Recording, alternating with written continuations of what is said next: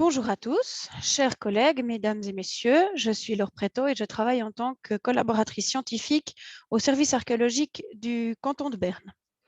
En 2018, j'ai travaillé sur la fouille du château de Burgdorf et dirigé la petite équipe qui s'occupait de la partie protohistorique. Un projet de rénovation intégrant un nouveau restaurant, une auberge de jeunesse et un nouveau musée était planifié au château. C'est pourquoi le service archéologique est intervenu. Marco Amstutz était le chef de projet et était responsable de la partie médiévale. Alors qu'il fouillait des niveaux du Moyen Âge, il a remarqué des vestiges qui n'avaient pas l'air contemporains. Il a donc fait faire une datation au C14 qui a donné un résultat à l'âge du bronze. Suite à cela, une petite équipe a été organisée pour documenter les vestiges de cette période.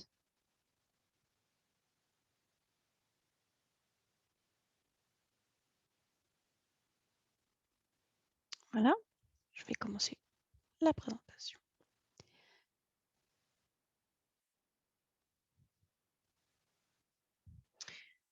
Voici un petit film qui vous montre la situation globale du château sur la colline. Nous avons essentiellement travaillé dans les greniers qui se trouvent ici. Vous voyez en arrière-plan les falaises de Molas, creusées par la rivière Emmet, Emmet qui vient du latin amnis, signifiant rivière, et toute la vallée de l'Emmental.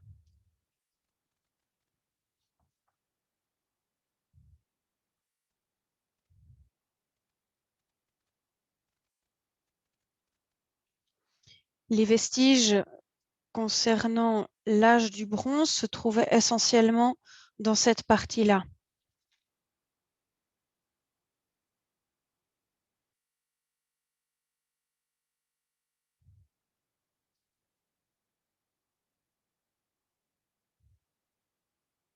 Et voilà au fond la vallée de l'Emmental. Ici, le détail de la situation à l'intérieur de la cour du château. À gauche, en direction de l'est, la flèche rouge montre où se trouvaient les vestiges et à quel endroit dans les greniers. À droite, un détail de l'intérieur de ces greniers, direction ouest. On peut y voir les pieux en bois soutenant le premier étage, en dessus des greniers. Ces pieux de soutènement ont été installés exprès pour le chantier puisque nous avons démonté les anciens murs. La statique était un gros problème sur ce chantier puisque nous ne pouvions pas creuser trop profond au risque de déstabiliser le bâtiment. Sous les pieux en bois, on observe des blocs de béton qui traversent les couches archéologiques sur 1 mètre de profondeur. Les deux flèches rouges que vous voyez ici indiquent l'endroit où se trouvaient les deux fosses de l'âge du bronze final, dont je parlerai tout à l'heure. Ici, le détail de la situation. Excusez-moi. On observe ici deux relevés des greniers en plan en haut et l'autre en coupe, vue nord en bas. Le rectangle rouge met en évidence l'emplacement des vestiges protohistoriques. Nous avons documenté 3 époques. Le néolithique, représenté par cette étoile rouge, le bronze ancien, colorié en brun, ici en plan, et le bronze final en jaune et orange, ici. On observe en coupe, donc en bas, la profondeur des deux fosses datées du bronze final, ici et ici. Nous avons en effet découvert un vestige daté du néolithique. Il s'agit en réalité plutôt d'une trace que d'un vestige. C'est un charbon qui a été daté au C14. Il provient d'un carottage effectué sur une des fosses dont nous n'avons pas pu fouiller la totalité. Dans ce segment de carottage, ici, que vous voyez à droite, nous avons prélevé un charbon qui a donné une datation au néolithique, plus particulièrement au cortaillot final. Comme il s'agit d'une couche que nous n'avons pas pu replacer, dans la stratigraphie connue, nous ne pouvons pas retrouver sa position exacte. Nous ne savons donc pas ce que ce charbon date concrètement. Est-ce une couche ou un charbon volant ou une structure, etc. Maintenant, voyons les structures du bronze ancien. Nous avons fouillé une douzaine de trous de poteaux qui ont été datés par C14 au bronze A2, donc plutôt à la fin de l'âge du bronze ancien, entre 2000 et 1600 avant Jésus-Christ. Vous les voyez en brun à droite, ici. Il y en a 6 à 8 qui montrent une orientation nord-est-sud-ouest. Excusez. Ils sont tous implantés dans le même niveau d'apparition, lequel est interprété comme le niveau d'occupation du bronze ancien. Ici encore, quelques photos de ces trous de poteaux, où on observe que certains comportent encore des pierres de calage. Cet exemple-ci est composé d'une fosse vidée sur cette photo qui était coupée par un poteau, qui n'est pas vidé en l'occurrence ici. Nous n'avons en revanche trouvé aucun mobilier datant de cette époque. Peut-être ces éléments seront-ils découverts lors de l'étude du mobilier. Celle-ci n'est pour le moment pas planifiée pour des raisons de budget. L'important ici est de remarquer la présence d'une fréquentation de l'âge du bronze ancien sur cette colline, ce qu'on pourrait appeler un site de hauteur. Rappelons qu'en bronze ancien, en Suisse, nous sommes plutôt habitués à retrouver ces sites en milieu humide. Maintenant, les structures du bronze final. Celles du bronze ancien sont déjà remarquables, mais d'après moi, celles du bronze final sont passionnantes. La conservation est vraiment extraordinaire, puisque le château les recouvre. On observe sur ce plan deux couleurs, orange et jaune, ici. La première correspond aux zones que nous avons pu fouiller et la jaune à celle que nous supposons d'après les carottages. Deux fosses ont été datées du bronze final, la fosse 80 et la fosse 74. Je vais d'abord vous présenter la fosse 74. En bas à gauche, nous voyons le niveau d'apparition de la fosse, représenté par cette ligne rouge. Un mur passe au travers du nord au sud en son milieu. La première moitié de la fosse en rouge a été, donc ici en rouge, a été vidée afin d'obtenir un profil que vous avez ici sur cette photo à droite. Dans ce profil, on observe que la fosse continuait sous la cour intérieure du château, au sud. Comme la cour intérieure ne devait pas être rénovée, nous ne pouvions pas la démonter et donc pas fouiller, hors des limites initialement prévues. En regardant ce profil de plus près, on peut y voir plusieurs choses. La première couche, en bas, est pleine de charbon. Il s'agit de ce fin liseré noir.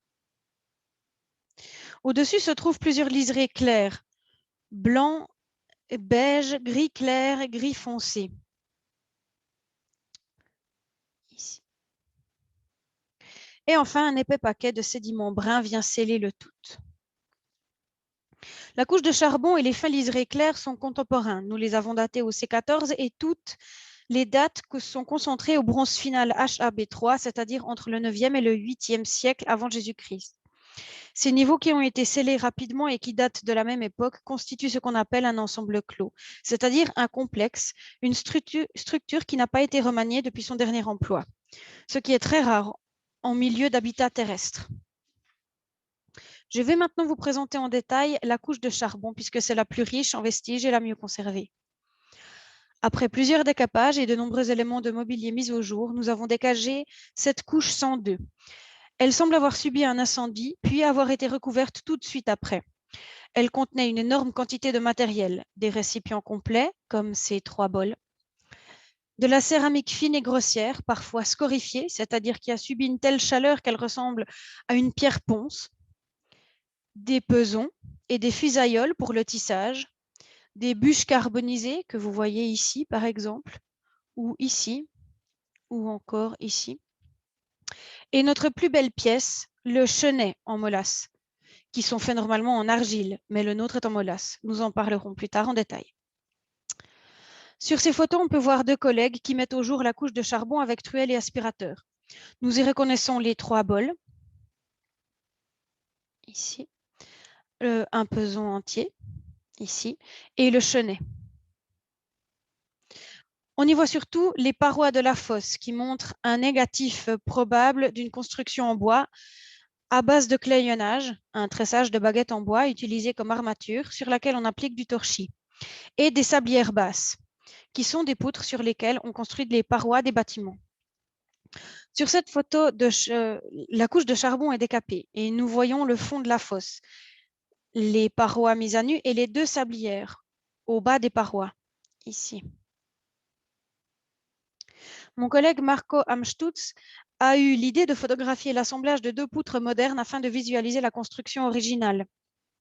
Sur ce schéma, on peut voir une construction en madrier avec des poutres en bois, représentées en blanc, intercalées par du torchis, représenté en brun. Nous reviendrons sur ces éléments de torchis. Nous avons fait une photogrammétrie de cette couche 102. Donc, comme mentionné, les limites sud continuent sous la cour intérieure du château et n'ont pas pu être fouillées. Mais on constate toutefois que la fosse devait avoir une forme quadrangulaire. Les mensurations connues sont de 3,50 m sur 3,50 m et d'environ 1 mètre de profondeur. Mais comme le niveau d'occupation lié à la fosse est érodé par la construction du château, nous n'avons pas la profondeur originale.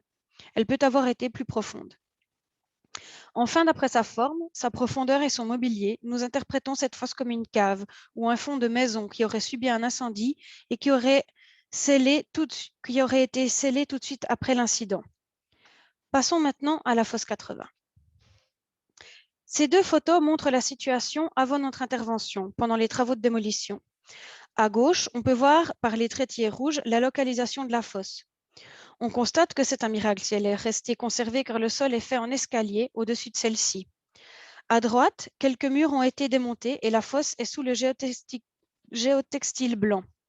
Remarquez l'emplacement de la fenêtre, de la porte et de l'escalier afin de vous orienter pour les prochaines photos.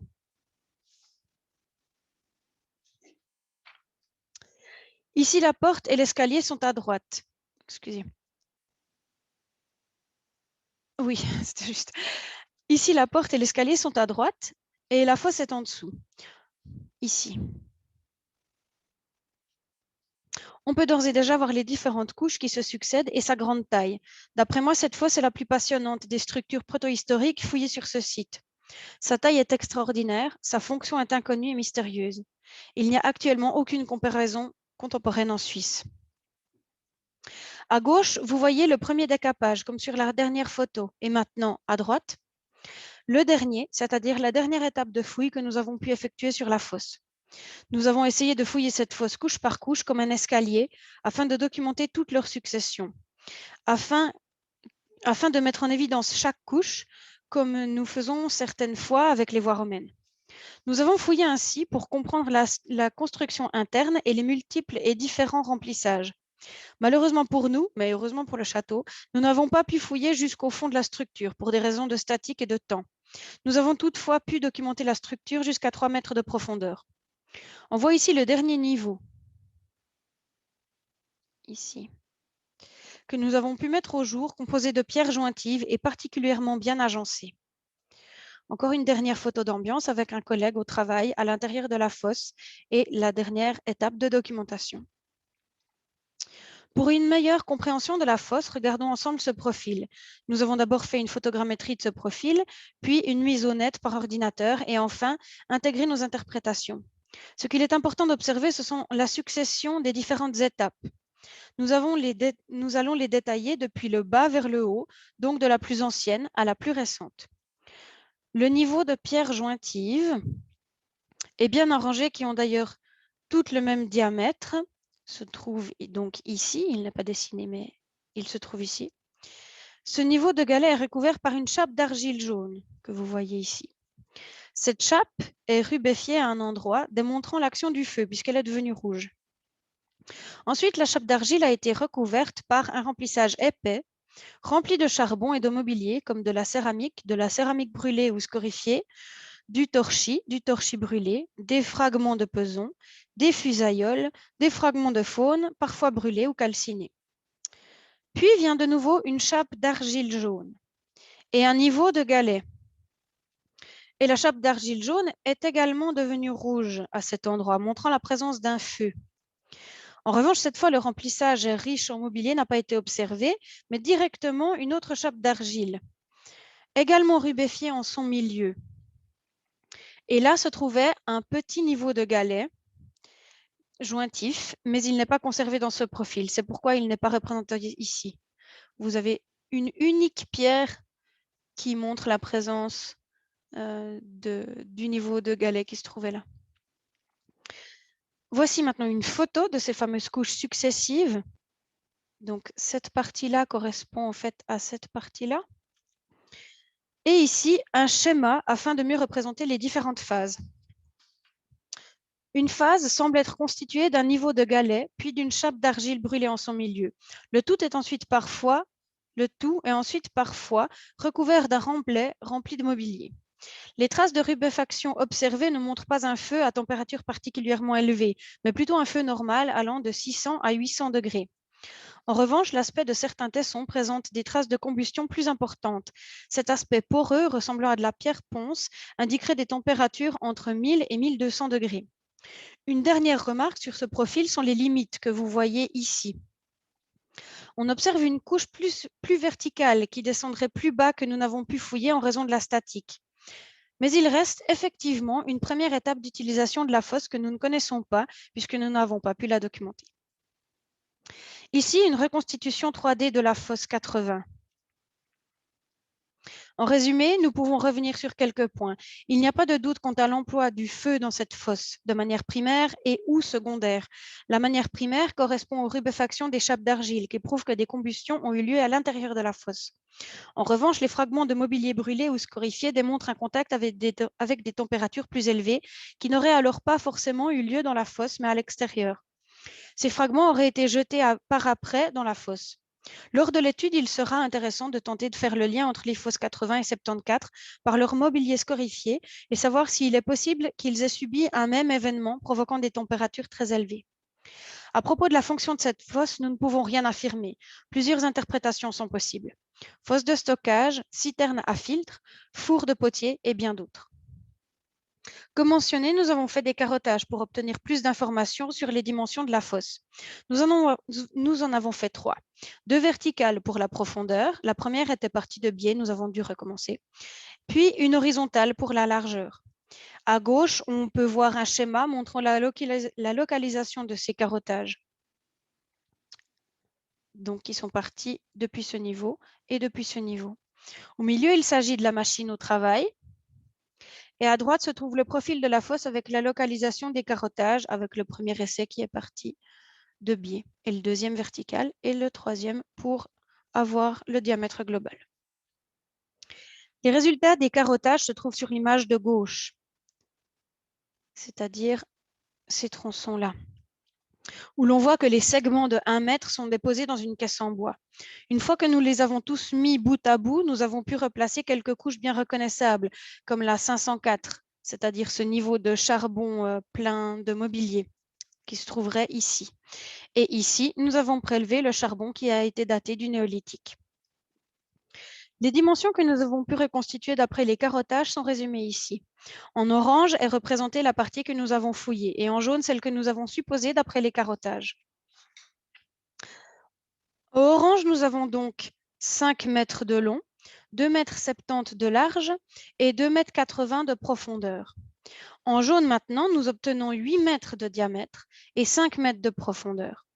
Un avertissement toutefois concerne la compression des couches par le château et aussi par la machine. Nous devrions calculer cette compression pour l'élaboration afin d'obtenir les dimensions probables et originales de la fosse. Comme mentionné plus haut, il existe des couches verticales que nous n'avons pas pu fouiller. Elles sont représentées ici par un caisson rose, correspondant à une première étape d'utilisation de la fosse. La deuxième étape d'utilisation est en jaune et formerait une sorte de cloche renversée. Voici enfin le dernier état dans lequel était la fosse à notre départ. Nous l'avons remplie de gravier et il était prévu qu'elle soit recouverte par un sol moderne avec une marche qui éviterait de la démonter en entier, comme c'était le cas d'ailleurs avant. Vous pouvez voir sur cette photo de la nouvelle auberge de jeunesse que cela a été respecté. Voilà un résumé des informations sur les structures. Maintenant, nous pouvons mentionner quelques mots sur le mobilier. Commençons par la céramique. D'après nos observations, les critères typochronologiques sont bien concentrés à la fin du bronze final, entre le HAB1 et le HAB3, c'est-à-dire entre 1500 et 800 avant Jésus-Christ. Mais comme mentionné, l'étude de ce mobilier n'est pas faite. Il est donc possible que des tessons d'autres époques soient déterminés plus tard. Il y a aussi de nombreux tessons surcuits, voire scorifiés. Nous voyons ici 3 exemples à droite où on reconnaît cet aspect poreux semblable à de la pierre ponce. Ils sont également très légers, ce qui indique que toute l'humidité de l'argile s'est évaporée. Les 2 fosses ont livré des fragments de pesons et de fusaïoles qui sont des objets en lien avec l'activité du tissage. Ici, les pesons tiennent les fils de lin ou de laine tendus vers le bas sur le métier à tisser comme des poids. Et ici, des fusaïoles qui servaient à filer la laine. Vous voyez ici que certains exemplaires ont également été brûlés. Cela nous indique qu'une activité textile avait lieu sur cette colline. Voici maintenant notre plus belle pièce, le chenet de molasse. On peut voir que l'exemplaire de Burgdorf est en forme de croissant de lune, ou Mondsichelartig. Il est décoré de rainures en triangle ou en zigzag. Sur un côté, ici à gauche, on voit deux registres de zigzag l'un sur l'autre. Une petite dépression circulaire, comme une sorte de cupule, décore chacune des cornes du chenet. Et il y en a aussi sur chaque sommet. Comme il vient d'une couche charbonneuse, il est très probable qu'il ait été en contact avec du feu. Cette pièce est en train d'être étudiée. Nous avons fait un scan 3D et une photogrammétrie. Nous allons également faire des analyses de restes lipides sur certains encroûtements afin de déterminer s'il pourrait y avoir des restes organiques qui se seraient déposés sur la surface. Cela apportera peut-être de nouvelles informations sur un type d'objet encore très mystérieux. Grâce à Sabine Bolliger, nous avons ici deux photos des chenets de Møringen qui sont tous deux exposés au musée historique de Berne. Ces exemplaires comparables du canton de Berne proviennent de la station lacustre de Møringen. Ils sont également en molasse et leur forme ainsi que leur décor, surtout pour l'exemplaire de gauche ici, semblent similaires. Il est également possible que ces chenets aient été en contact avec du feu. Ici, d'autres chenets de Møringen, mais ceux-ci en argile, à titre purement informatif. À ce propos, une exposition itinérante sur les chenets est actuellement au musée de Turgovie. J'espère d'ailleurs qu'ils pourront rouvrir bientôt. Beaucoup de fragments de torchis ont été découverts dans les deux fosses. Ils sont si bien conservés que nous pourrons les remonter afin de les étudier et peut-être de reconstituer les traces d'une construction en terre et bois, puisqu'on y distingue déjà les négatifs. Parmi ces éléments de torchis se trouvent des fragments qui ont tous la même forme et la même taille. Si on reprend ce schéma, il pourrait s'agir de morceaux qui étaient insérés entre les poutres en bois. Si ce remontage est possible, nous pourrons peut-être constituer la construction interne des fosses. Ce serait extraordinaire. Nous arrivons gentiment à la fin de cette présentation et j'aimerais prendre un peu de recul et avoir une vue d'ensemble. Vous avez compris à quel point ces fosses étaient peu communes en vertu de leur très bonne conservation, de leur taille, de leur localisation, de leur contenu en mobilier, etc. Maintenant, j'aimerais rapidement vous montrer la région et les autres sites contemporains aux alentours. À gauche se trouve la carte archéologique du canton de Berne avec des carrés rouges indiquant les sites datés de l'âge du bronze, allant du bronze ancien au bronze final. À droite se trouve la carte de la région de l'Emmental où on observe que ces sites contemporains sont rares. Il est également remarquable que notre colline, dans le rond vert, soit occupée pendant une époque où les sites sont plutôt concentrés autour des lacs. Notons que nous n'avons trouvé aucun vestige datant du bronze moyen, époque à laquelle les sites sont plutôt en milieu terrestre. Nous pouvions donc nous attendre à en trouver sur notre colline, mais cela n'a pas été le cas puisque tous nos vestiges sont datés du bronze final. D'ailleurs, nous n'avons pas non plus trouvé de vestiges datés d'époques ultérieures. Entre l'âge du bronze final et les Zeringen, aucun vestige n'a été documenté. Aucun du Hallstatt, ni de l'Athènes, ni romain. En résumé, un charbon a été daté du Cortaillot tardif au néolithique. Il y a eu une occupation de type habitat du bronze ancien, puis plus rien au bronze moyen, et une occupation de type habitat au bronze final avec ces deux fosses extraordinaires. On peut conclure à un site de hauteur au bronze ancien et final existant en même temps que les stations lacustres. Puis un hiatus entre l'occupation du bronze final et le Moyen Âge, ce qui signifie aucune occupation pendant 2000 ans, ce qui serait intriguant, ou une autre interprétation, la plus probable, est que la construction du château est tout érodée.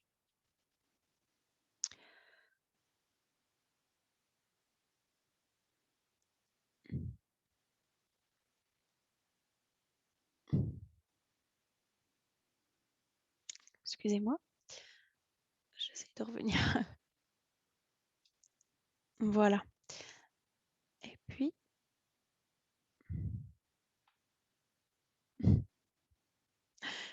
j'essaie de revenir à mon écran, excusez-moi.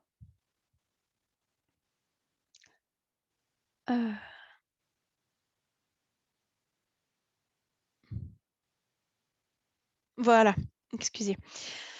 Voilà, à propos de ce château, maintenant que j'ai fini de présenter les vestiges de l'âge du bronze, je vais pouvoir passer la parole à Armand. Je vous remercie de votre attention et bonne journée.